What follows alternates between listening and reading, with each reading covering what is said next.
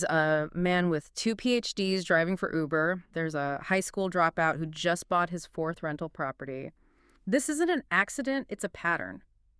Yeah, it really is a pattern, and it's one that um, completely defies almost everything we're taught to think about how success actually works in the real world. Right, and that is exactly why we're setting out on a mission today for this deep dive. We are going to actively dismantle the myth that smarts equals money. Exactly, it's a huge myth. It is. So we've gathered this incredible stack of sources to help us, sort of solve this mystery. We're pulling from Daniel Kahneman's Behavioral Economics, Nassim Nicholas Taleb's Fooled by Randomness, Thomas J. Stanley and William G. Denka's The Millionaire Next Door, James Clear's Atomic Habits, and of course Morgan Housel's The Psychology of Money. Oh, yeah. A heavy-hitting lineup. Seriously. And what all of these brilliant minds point to is something genuinely shocking about how the human brain functions when money is introduced into the equation. So Wow. for everyone listening, get ready because we are really getting into it today. We really are. The core thesis we're exploring today is it's highly contrarian. But the data absolutely backs it up. And that thesis is this: intelligence is actually a wealth handicap when it isn't paired with the right behavior. Wait, a handicap, like it actively hurts you. Yes, actively hurts you.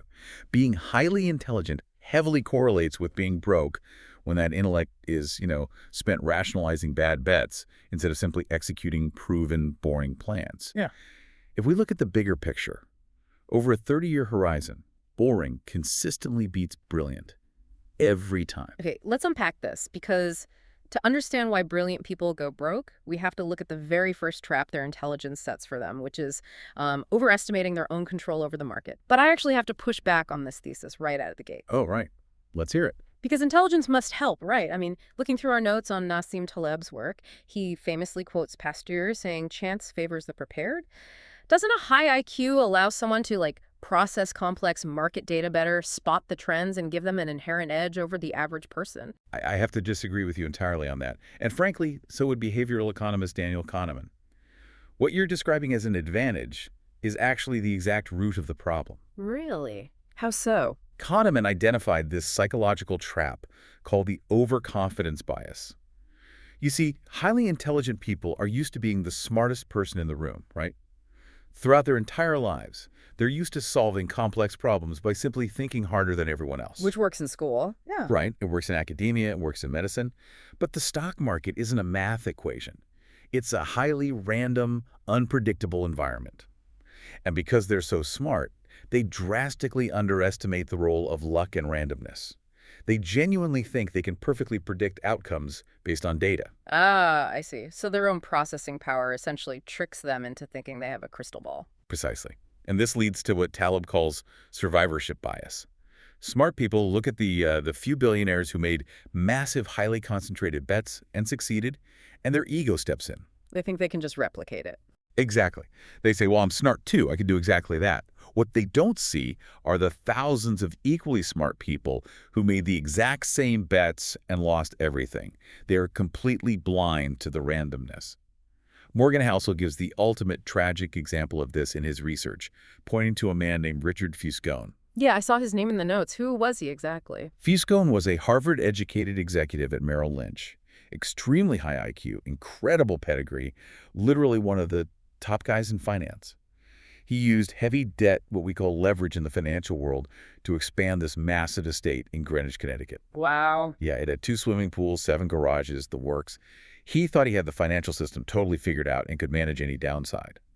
But because he was so heavily leveraged, when the 2008 financial crisis hit, the sheer randomness of the market completely crushed him. He was wiped out and forced into bankruptcy. Wait, let me stop you there. How does a guy that smart get completely wiped out? Even if 2008 was a surprise, shouldn't a top finance guy have some kind of safety net? How does the mechanism of that failure actually work? That is a great question. It really comes down to how leverage mechanically amplifies both your wins and your losses. Right. Leverage is really just a fancy word for investing with borrowed money. Right. So imagine driving a sports car at 150 miles an hour. If the road is perfectly straight and perfectly clear, you get to the finish line incredibly fast. That's what leverage does in a good market. Makes sense. But at 150 miles an hour, if you hit even a tiny pothole, which in this analogy represents market randomness or a sudden recession, the crash isn't just a bump. It is entirely fatal. Fuscone hit a pothole while driving at top speed with borrowed money. Oh, wow. That makes so much sense. Meanwhile, I was reading in the sources about the contrast to Fusco and a guy named Ronald Reed. How did he end up beating the Merrill Lynch executive? Ronald Reed is my favorite example. He was a gas station tenant and a janitor. He had absolutely no formal financial education, none. But he died with an $8 million fortune. 8 million. $8 million. And he didn't use leverage. He just bought blue chip stocks and literally left them alone for decades. And just for the listener, when we say blue chip stocks, what exactly does that mean in this context? Right. Blue chip stocks are basically shares in massive, incredibly stable companies. Think of household names that make toothpaste or tractors or soda. It is the financial equivalent of watching paint dry, which is exactly why it works. They grow slowly and steadily. It's almost like a gifted athlete who thinks they're so naturally talented they don't need to practice the fundamentals, you know? They show up to the game and try to execute these flashy, high-risk plays, ultimately losing to a less talented player who just grinds out the boring basics every single day. That is a perfect analogy. The gifted athlete relies on reflexes. The smart investor relies on their intellect. Both fail when the environment demands boring consistency. So if the grinder wins by keeping it simple, why can't the highly intelligent investor just choose to do that? I mean, if they're so smart, why do they have to overcomplicate it? Because for them, their processing power becomes a liability. They have a deep psychological need to optimize. And this brings us to the second major trap highly intelligent people fall into, which is analysis paralysis. Right, the overthinking trap. Exactly. Because they have the mental horsepower, they attempt to calculate the absolute perfect move instead of just making a good enough move and walking away. You know, I was looking through the notes on Kahneman's research, and he talks about these two different systems in our brain, System 1 and System 2. I get that one is fast and one is slow, but how does that actually map onto my stock portfolio? It maps perfectly onto how you make investing decisions. System 1 is our fast, intuitive, emotional brain. System 2 is the slow, complex, analytical brain. System 2 is phenomenal for doing your taxes, coding software, or, solving physics equations. Things with clear rules. Yes. But over-engaging System 2 in investing is a complete disaster. It leads to profound analysis paralysis.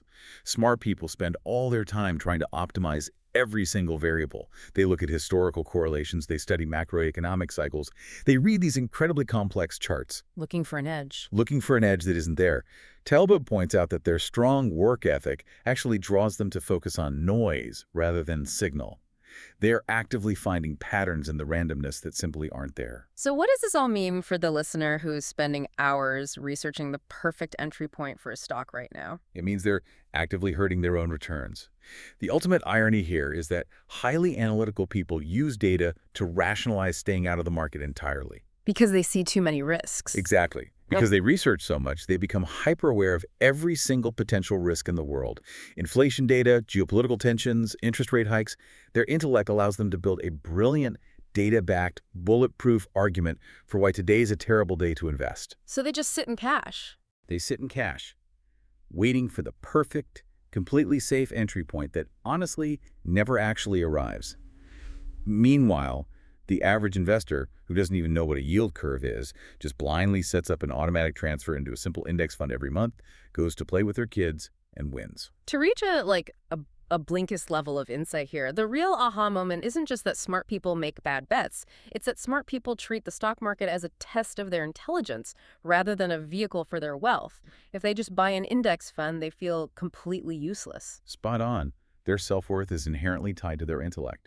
If they aren't using their brain to solve a puzzle, they feel like they're failing. That perfectly explains the investing side, but what happens when these brilliant professionals actually start earning their massive paychecks? I mean, they are bringing in huge salaries as doctors, lawyers, and executives. Where does the money go? This is where The Millionaire Next Door by Thomas J. Stanley and William D. Danko provides such incredible insight into spending habits. They studied affluent Americans for decades and divided them into two groups. PAWS, which stands for prodigious accumulators of wealth, and UAWs, under accumulators of wealth. Okay, so the UAWs are the ones spending it all. Right. UAWs are people who make a ton of money but have almost zero net worth. And the classic textbook archetype of the UAW is a highly educated professional. They highlight this one specific case study in the sources that just blew my mind. They call him Dr. South. Oh, Dr. South, yes. This guy is a brilliant physician. He makes over $700,000 a year. That puts him in the top fraction of a percent of all earners in the country. But the researchers note that he is incredibly stressed about money. He is constantly worried about his financial future. Wait, I have to stop here. Surely Dr. South knows how math works. He's a physician. At some point, doesn't he just look at his bank account and realize his luxury lifestyle is draining him? How does his brain blind him to basic arithmetic? Because, simply put, it isn't about math. It is about identity and ego. Dr. South believes that because he is a highly educated doctor, society demands that he play a very specific part. His intellect and his occupational title completely dictate his lifestyle. So he feels trapped by the title? Exactly. He feels he must drive a $65,000 luxury car. He must live in an exclusive, high-status neighborhood. He is incredibly penny-wise and pound-foolish. The book actually knows he spends 60 hours aggressively negotiating to get that $65,000 car at dealer cost, genuinely thinking he's being a financial genius. Here's where it gets really interesting. Lifestyle inflation doesn't scale with the actual dollar amount on your paycheck. It scales with what you think someone of your intellect and status deserves to spend. Yes. It's a tragedy, honestly. These high earners play great financial offense. They bring in huge salaries because of their brains, but they play terrible defense. They literally force themselves to stay on the treadmill working grueling hours just to pay the taxman and fund a driveway full of depreciating liabilities. And that dynamic forces a crucial pivot in our understanding of wealth. If relying on your brain power to outsmart the market is a trap, and playing the high-status income game just leads to a bloated lifestyle, what mental muscle should we be using instead to actually build wealth? Right. What's the alternative? The answer is the exact opposite of intellectual stimulation. It is boring, uninterrupted time. Which brings to mind James Clear and his incredible book, Atomic Habits. Clear talks about this concept called the plateau of latent potential. Can you break that down? Because compounding is one of those words everyone uses, but very few people actually internalize. Absolutely. Yeah. Humans are biologically wired to expect linear progress. If I put in 1 unit of effort today, I expect 1 unit of reward today. But compounding, whether it is money or habits, is deeply nonlinear. It starts painfully slow. Painfully slow. In the early stages of investing, say the first 5 to 7 years, your money grows so slowly, it feels like absolutely nothing is happening. You are stuck in that plateau of latent potential. You feel like you're failing.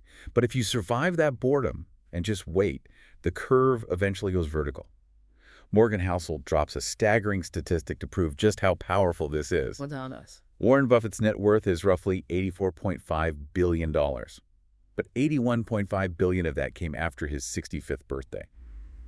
Let that sink in for a second, really. And for everyone listening, just think about that. The vast, overwhelming majority of the greatest investors' wealth didn't come from a magical secret formula. It came from the fact that he just didn't stop doing the boring thing for 3/4 of a century. Exactly. But I have to ask, if it's just about waiting, why is that so hard for brilliant people? Think about what we discussed earlier regarding System 2. For a highly intelligent person, doing nothing feels identical to failure. They want to tinker. They want to trade. They want to react to the news cycle to justify their own intellect. They need to feel active. Right. But as Housel notes, the best investing book in the world shouldn't be a textbook. It should just be a single page with a chart of long-term economic growth and the words, "Shut up and wait." Shut up and wait. I love that. What's fascinating here is that getting wealthy and staying wealthy require two entirely different, often conflicting skill sets. We tend to conflate them in our society.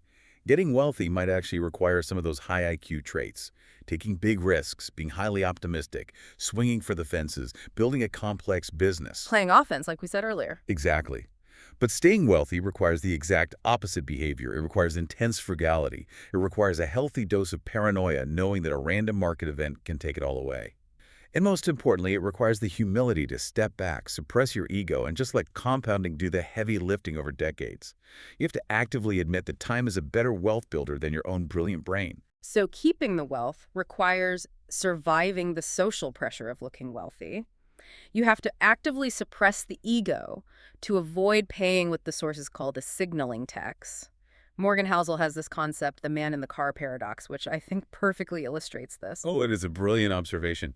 When Housel was younger, he worked as a valet at a high-end hotel. So he saw people driving up in Ferraris and Lamborghinis all the time. And he realized something profound about human psychology. Which is? When you see someone driving a screaming red Ferrari, you almost never look at the driver and think, wow, the guy driving that car is so cool. You project yourself into the driver's seat. You think, if I had that Ferrari, people would think I'm cool. It's completely egocentric. No one is impressed by your possessions as much as you are. Precisely. You buy the luxury car to get respect and admiration from others, but others don't give you respect. They just use your car as a mirror for their own desire for respect and admiration. It's a complete psychological illusion. It is an illusion that costs highly intelligent people millions of dollars. And if we connect this back to the millionaire next door, it perfectly explains their data on the real millionaires. When Stanley and Danko surveyed actual millionaires, the paws who built lasting wealth, they found that they weren't driving Ferraris. What were they driving? The average millionaire was driving a 10-year-old Honda or Toyota. They lived in modest, middle-class neighborhoods. They aggressively refused to pay the signaling tax. Because they realize that paying that tax actively destroys the wealth they're trying to build behind the scenes. Housel has this incredible definition that I want every listener to really take to heart.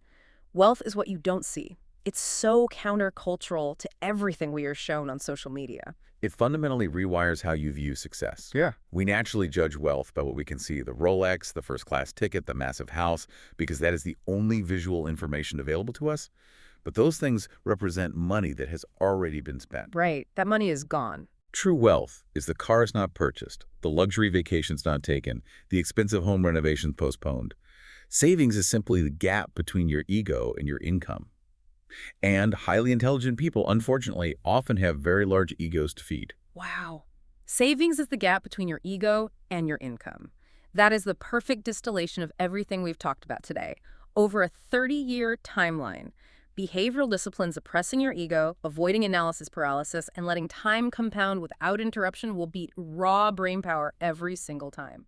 It is not about being the smartest person in the room. It is about being the most patient. And the most humble. Recognizing the hard limits of your own intellect is, paradoxically, the smartest financial move you will ever make. All right, to wrap up this deep dive, I want to issue a direct challenge to you, the listener. Sometime today, I want you to audit one financial decision you made in the last 12 months where being too smart actually cost you money. Did you overthink an entry point and miss out on a rally? Did you avoid the boring index fund because you thought you could pick a winning stock? Did you talk yourself out of a simple win because it felt too easy? Audit that decision. That's a powerful exercise. It really forces you to look at your own blind spots. Exactly. And next time on the show, we're going to dive into another fascinating Morgan Housel rule, the idea that most millionaires actually got rich by accident and why trying to optimize that process completely ruins it. It's going to be a great one. I'll leave you with this final thought to ponder. If your intelligence is the very thing preventing you from being wealthy, what other areas of your life is your brilliant brain actively sabotaging right now?